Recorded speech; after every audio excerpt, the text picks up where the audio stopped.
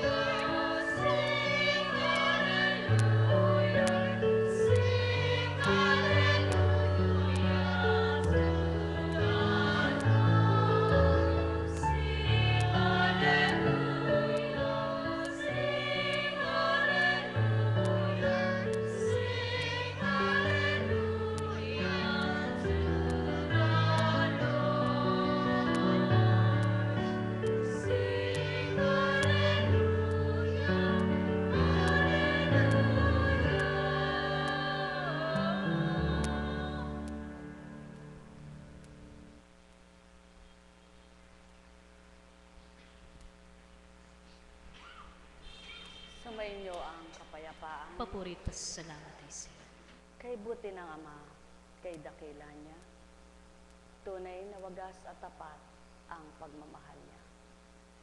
Ang ilawang handog niya ay walang kamatayan, hindi manghihina at di sinisidla ng baterya, kundi tunay na buhay at walang paghahari na hindi niya ibibigay kapag siya ang pinangunahan ng buhay ng sinuman at sa kanya'y nilagak, tuwiran niyang pababatid ang lahat ng marapat. Ang may pandinig ay nakarinig.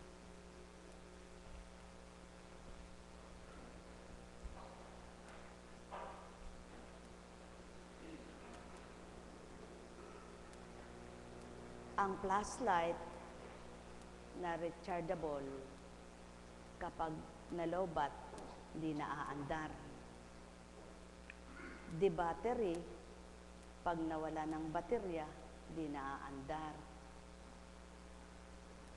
Ang ilaw na di jetmatic, generator, kapag walang gasolina o nasira ang generator, hindi na rin mapapaandar ang anumang ilaw. Anumang ilaw na artificial tulad ng ginawa ng tao, napupundi, nasisira, nababasag. Subalit, ang ilawang tinatawag ng Ama sa pamamagitan ng Espiritu niya, kailanman ay hindi hihina, mamamatay, at uundap-undap. Halina kayo mga mahal ko. Tigibin kayo ng pangunawang totoo. Espiritu Santo'y sumainyo, mapaghariang lubos kayo. Sumainyo ang kapayapaan, mga minamahal ko. Buhay ba ang Ama? Tapat ba ang Diyos? Mula kay Juan.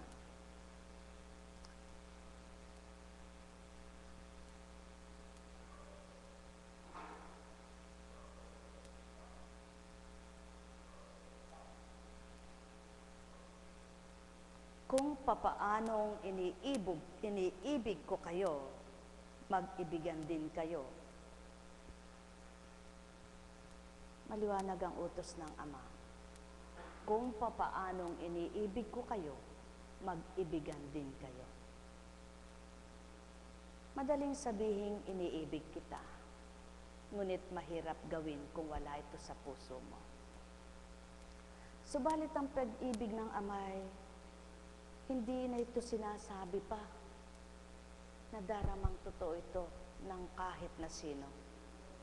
Kaya't kung papaano ito'y ginagawa ng tao at maisa sa buhay niya ito kung ang Ama mismo ang nagahari sa puso ng bawat isa. Buhay ba ang Ama?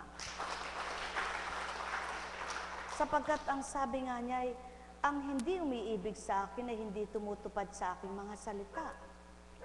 Hindi akin ang salitang narinig ninyo, kundi sa aking Ama na nagsugo sa akin. Maliwanag ang katotohanan. Ang umiibig sa Ama at umiibig sa Kristo ay sumusunod sa mga salita ng Ama na binabahagi ng Kristo sa lupa. Kaya't ang hindi sumusunod sa kalooban ng Ama, hindi niya masusunod ang salita niya at hindi niya maisasabuhay anumang pag-aralan niya. Kaya't napakaganda ng habili ng Ama. makipagtotoo sa Kanya upang maganap ang magmahal ka ng kahit na sinong kapwa mo. Sapagkat yun ang gusto ng Ama. At hindi ito binibiro-biro at di nakikipagbiro, kundi mismo'y salita niyang buhay na nais niyang matupad at sundin ng mga anak niya.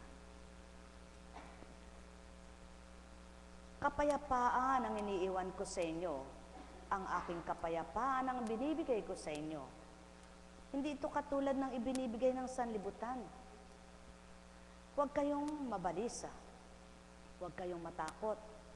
Sinasabi ko sa inyo, ako'y aalis, ngunit babalik ako. Kung iniibig ninyo ako, ikagagalak ninyo ang pagpunta ko sa Ama. Maliwanag na iyon ang habilin. Huwag kayong mabalisa. Kung iniibig niyo ako, iniibig niyo ang Ama. At kung iniibig niyo ang Ama, iniibig niyo ako. Maliwanag ang habilin muli, huwag kayong mabalisa. Sapagkat ang pag-ibig sa Ama ay nagbibigay lakas, tapang, sigla. At yaon ang nais ng Ama, sa tunay buhay ang maging pamamaraan niya sa bawat isa. Sapagkat ang pamamaraan niya ay di pamamaraan ng tao, at yaon ang totoo, ang pag-ibig niya ang nagbibigay buhay sa bawat anak niya. Kaya't ang wika niya ay, alalahanin niyo ako sa tuwing kayo'y nababalisa. Kilalanin niyo ang aral ko, buhayin niyo sa puso niyo, at ikintal sa isip niyo, kailan may di kayo magugulumihan ng tao. Buhay ba ang Diyos? Sapagkat umibig ang Ama sa mga anak niya, at umibig ang anak na isinugo sa mga anak niya. Binigay ang tunay na halimbawa upang mapakita ang katotohanan, ang Ama'y buhay at di patay. Kung magkagayon, at nabuhay na ang pananampalataya ng bawat isa, hindi bagat mabubuhay din ang pag-asa? At ang bawat nabuhay na pag-asa, siyang nagbibigay susi ng kaparaanan upang lumaban ka sa buhay mo, anak ng Ama. Buhay ba ang Ama? Kaya, kung papaano ang nais niya'y ang kapayapaan ang binibigay ko sa inyo, at ang kapayapaan ang iniiwan ko, maliwanag ang katotohanan. Sapagkat kung payapa ang isip ng tao, hindi siya magugulot, malilito sa bawat araw o segundo. Sapagkat naroon ang kapayapaang magdesisyon siya ng tama sa buhay niya, magawa niya ang tama sa buhay niya, at matupad niya ang katotohanan na sundin ang kalooban ng Ama dahil sa kapayapaang nag-aari sa isip at damdamin niya. Buhay ba ang Ama? Sapagkat hindi ako pakakahaba ng pagsasalita sa inyo, ang wika nga. Sapagkat ang kapangyarihan na sa akin ay ibinigay upang makilala ng umiibig sa akin ang Ama. Kung magkagayon at batid ng tao ang kapangyarihan ng Ama ay taglay ng anak, kailanman ay hindi matitigatig na wala silang kakayahan, wala silang pag-asa, at wala akong magagawa. Sapagkat ibinigay na ng Ama ang kapangyarihan sa anak at pinamahagi sa mga anak. Kung magkagayon at ikay anak ng Ama na nabahaginan ng kapangyarihan niya, ukol sa kanyang espiritu, sa larangan ng espiritu, sa buhay na espiritu, ano ang hindi mo nga kaya tao? Maliwanag ang katotohanan, ibinigay na sa iyo ang buhay, ano't aalalahanin mo ang ikabubuhay. Sapagkat kung ang buhay ay napahiram sa iyo, ano pa kaya ang mga bagay na kailangan mo? Ang may pandinig ay nakarinig. Ako ang tunay na puno ng ubas at ang aking Amang tagapag-alaga. Pinuputol niya ang bawat sangang hindi namumunga, at kanya namang pinuputulan at nililinis ang bawat sangang namumunga, upang lalong dumami ang bunga. Maliwanag ang katotohanan. Ang bawat sangang walang bungay pinipigkal na't inaalis, pinuputol na. Subalit ang mga namumunga na, patuloy pa ring inaalis ang mga nakakagulo at nagbibigay kuyakot sa kanilang mga sanga upang patuloy na sumibol ang bunga. Sapagkat ibinigay na ng Ama ang kaparaanan kung paano ka mabuhay, ibibigay niya ang kaparaanan para ikay makapamuhay. Kaya't kung papaano namumunga ka sa kasaganaan ng pagtitiwala at pananalig mo sa Kanya, bubuhayin din niya ang mabuting kalooban mo upang sa tuwin ay buhay ang galak sa puso mo. Buhay ba ang Ama? Kaya't ang sa tuwin ay habilin niya, espirito'y sumakatauhan ng tao. Upang ang sinumang tumanggap nito'y wala ngang kaguluhang maghahari sa kanya, kundi ang kapayapaang sa tuwin ay pagbati upang magharing ganap ang liwanag at pangunawa. Ang may pandinig ay nakarinig. Katotohanan ng aking tinuturan. Sino nga bang maglilinis ng inyong buhay? Ang tahanan, ang bakuran at anumang bagay na inyong gustong linisin ay tao at kayo. Ito, ang tagalinis at maglilinis. Subalit ang buo niyong kaluluwa at katawan, Ama ang tunay na tagalinis. Kung magkagayon at minimiti ninyong malinisan kayo, sinong tatanggapin nyo? Ang sinugo ng Ama, ang ibinaba ng Ama, yaong espiritong di nakikita, ngunit nakapapasok sa bawat isa. Espiritong banal, taglay, at kapangyarihan ng Ama ang suma sa lahat ng bagay na ang Espiritu na suma sa Kanya. Buhay ba ang Ama? Katotohanan, Espiritu Santo, tanglaw ng buhay. Espiritu Santo, bahaging buhay ng tao at nagbibigay buhay. Espiritu Santo, lakas ng tao. Espiritu Santo, gabay at patnubay. Halina kayo mga mahal ko. Espiritu'y tanggapin nyo, di nyo man nakikita ito. Damhin lahat sa puso nyong taglay ay buhay na katawan ito. Kung papaano kayo'y mapag-arian, mapupuspos kayong totoo. Do'y mababatid ninyong lahat kung paano kayo makapamuhay ng tama at tumpa.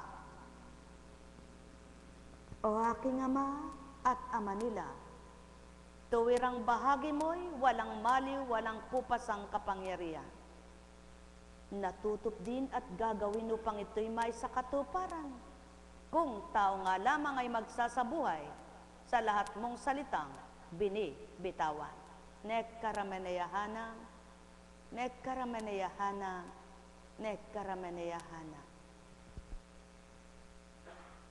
Kung mananatili kayo sa akin at mananatili sa inyong mga salita ko, hingin ninyo ang inyong maibigan at ipagkakaloob sa inyo. Maliwanag ang katotohanan. Kung mananatili sa puso nyong Ama at sa isip nyo ang mga aral at salita niya, at ito'y gagawin nyong totoo at magsasabuhay kayo. Hilingin ninyo kung anong ibigin nyo at ipagkakaloob ng Ama ito. Sapagkat ang Ama ang pagpapala, ang Ama ang mapagpala, kaya't ang tao'y pinagpapala, nagpapalay amang dakila. Nekkarameneyahanam, nekkarameneyahanam, nekkarameneyahanam. Subalit tulad ng tinanim mong buto, matuto kang maghintay sa pagtubo nito. At nang makita mong tumubo naman siya, hintayin mo rin siyang lumago na muna at bago mo makita kanyang mga bunga. At siya unang pawang katotohanan, ang may pandinig ay nakarinig. Sumainyo ang kapayapaan, pagharian kayo. Nekkarameneyahanam, nekkarameneyahanam, nekkarameneyahanam. At anumang punong namumunga, kapag nakita na ng may-ari niyang punong iyan, yaong punong yaon, yang punong ito, sino kayang hindi masisiyahan? Gayon din ang Ama. Kung namumunga na kayo ng kabutihang taglay niya, kalugod-lugod niyang pagmasdan ng bawat isa, kaya't siyamang nalulugod siya. Anong igaganti sa bawat kinalulugdan niya? Ito kaya'y pahihirapat, pasasakit at parurusahan. O tao, hindi gayon ang Ama, gantimpalay, ibibigay niya. Nekkarameneyahanam, nekkarameneyahanam, nekkarameneyahanam. Buhay ba ang Ama? Buhay ba ang Ama? Kung paanong iniibig ako ng Ama, gayon din naman iniibig ko kayo. Manatili kayo sa aking pag-ibig, sapagkat kung tinutupad ninyo ang aking mga utos, mananatili kayo sa aking pag-ibig, tulad kong tumutupad sa utos ng aking Ama. Buhay ba ang Ama? At siyaon ang patotoo. Kung tumutupad ang tao sa mga utos ng Ama, di nga ba't masisiyahan siya sa pagtupad ng bawat isa? At kung paano nasisiyahan siya sa mga anak niyang tumatalima, ano kaya sa palagay niyo ang igaganti niya? Pagpalain kayo. Buhay ba ang Ama? Buhay ba ang Ama? Maliwanag ang bawat aral na kung babaybayin ang kaisipang katauhay, di mawawawaan. Subalit, pag nilayan ninyo kung paano ang Ama sa bawat araw, saan mang anggulo ng inyong katauhan, saksi siya na tuwiran. O tao, mahal na mahal ko kayo. Tuwiran kong tinuturan, mahal na mahal ko kayo. Nekkarameneyahanam, nekkarameneyahanam, nekkarameneyahanam. Ang wika nga, ang naaaliw sa aral ko, salita ko'y kinatutuwa nito.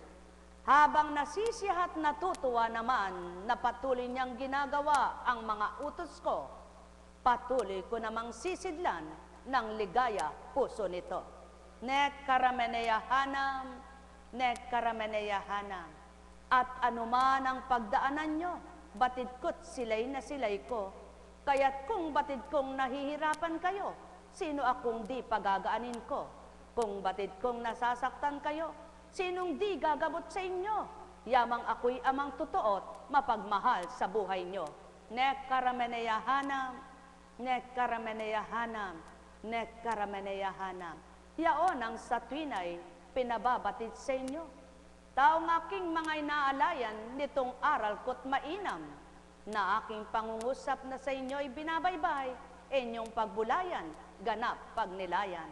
Nekkarameneyahanam, nekkarameneyahanam, nekkarameneyahanam. Anumang bagay na ginagawa niyong bukal sa puso niyo, naroroon ang tapat na pagmamahal ninyo tao.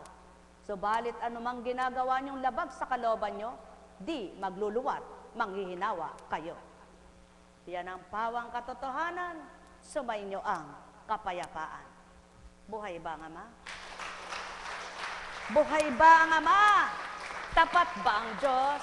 Totoo ba ang Diyos? Kaya nga't ang pagtupad sa larangan ng kabanalan, sa pagsunod sa kalooban ng Ama, sa pagsunod sa utos niya, sa pagtalima sa mga aral at salita niya, hindi katulad ng kaya ka lang nagtatrabaho, gusto mong kumita.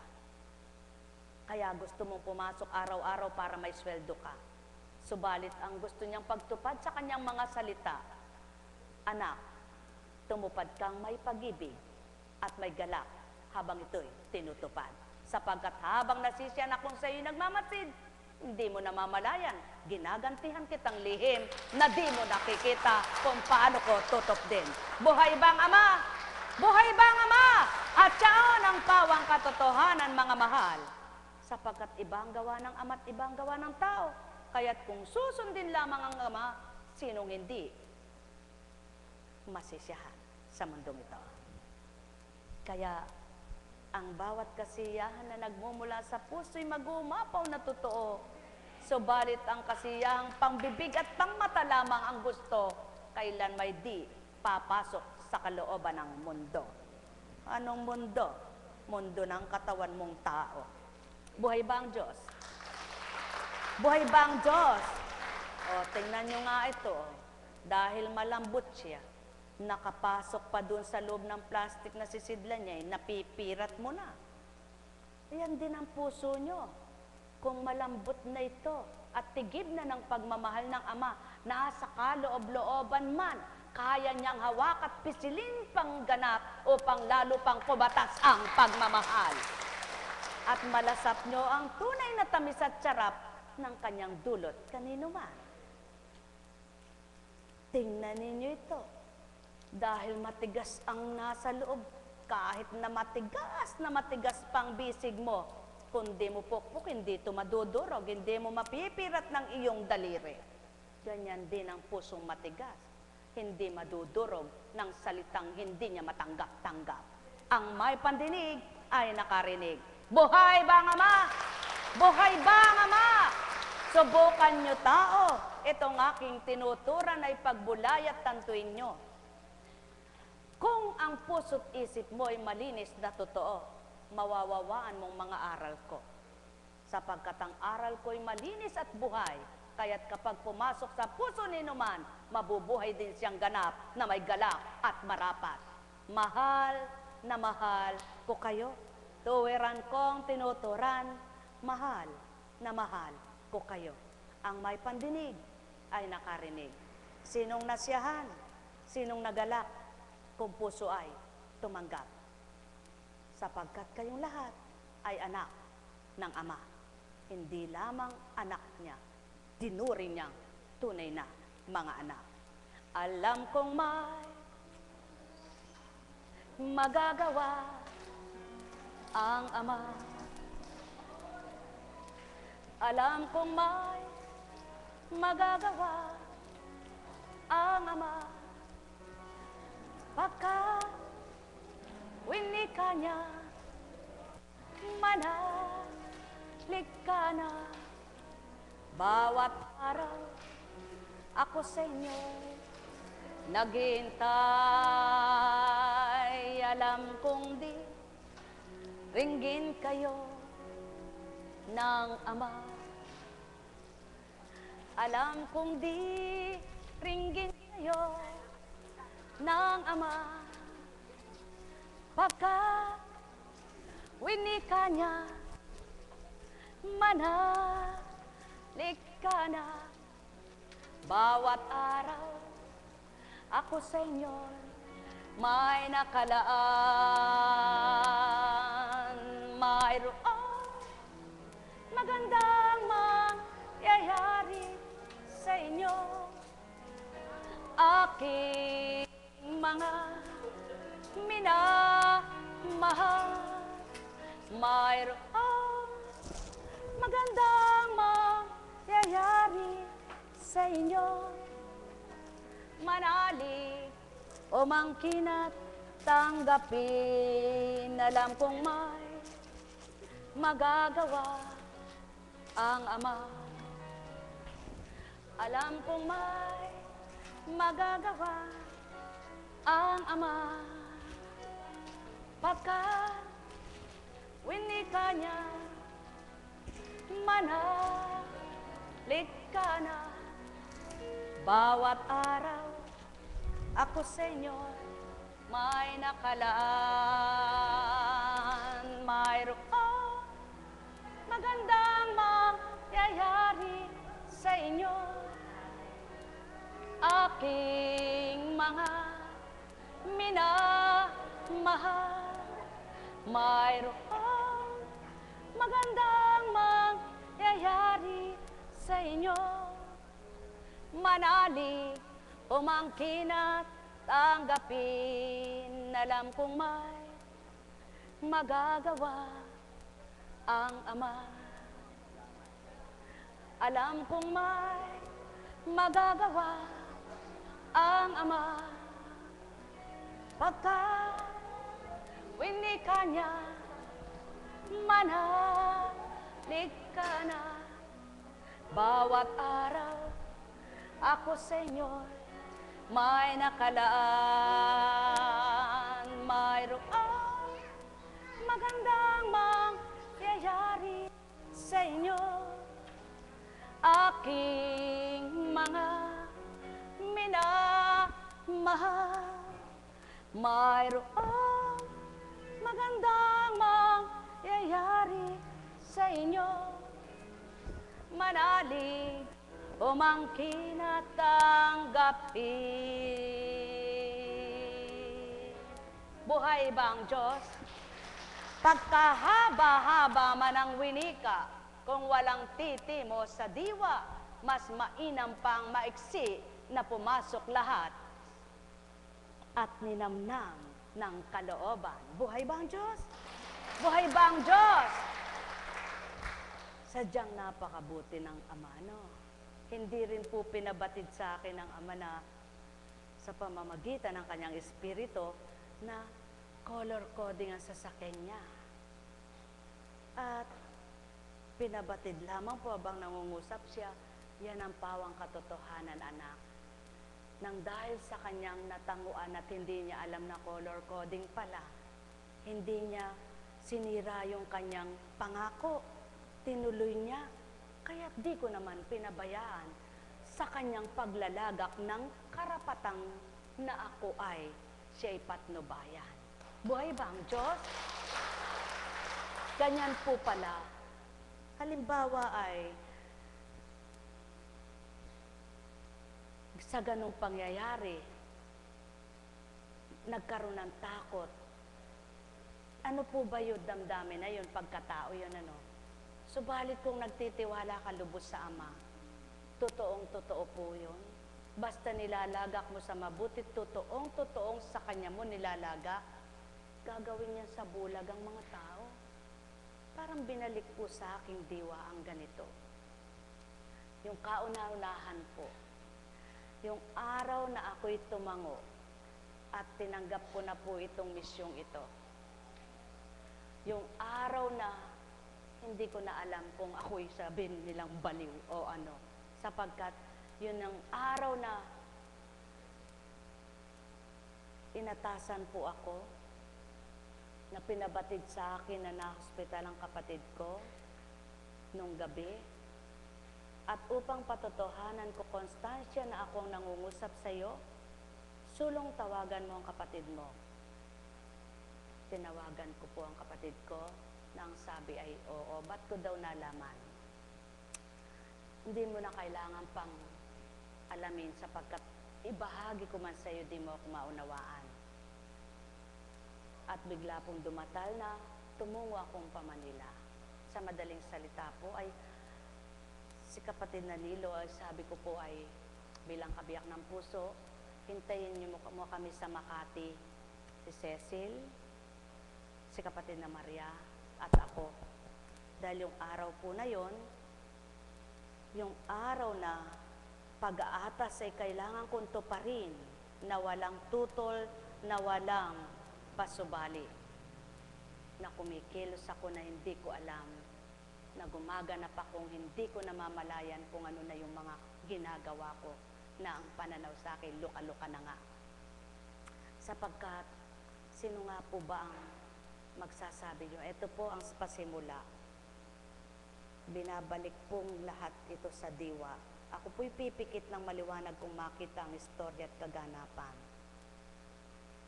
Noong araw na yaon na ako'y paluwas, natapos na po kaming pinapunta sa ganito, dyan sa may, para ako'y doon po nakipagliig. Ganun ang espiritu ko saan kanya dalhin. Kaya katakataka po ba kung kayo'y naidadala niya dito? Kung saan dako siya makipagliig sa inyo at makipagtipan makadama kung papaano ang espiritu niya ay buhay. Kung ako nga po sa unang araw na pagtugon ko hindi ako dito sa tahanan lang namin. Hindi ko yun nararating yung simbahan na yun. At sa totoo lang po'y sarado. Ang wikay, umikot kayo eka, sa tagiliran kayo magdaan. Eh, malay ko po ba? Hindi sunod naman ako na sunod. Kung sinasabi niya, umikot kayo eka, sa tagiliran kayo magdaan at may pintuang maliit na bukas.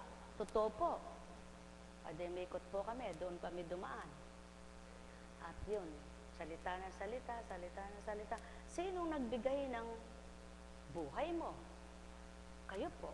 Sinong nagbigay ng asawa mo? Kayo po. Sinong nagbigay ng mga anak mo? Kayo po. Sinong nagbigay ng hanap buhay mo, ng kinabubuhay mo? Kayo rin po. Kung magkagayon anak, ba't ayaw mo akong tanggapin? Huwag mo ikahiyang sa aking kaloob sa iyo, at ako ay iyong ipakilala sa sanlibutan.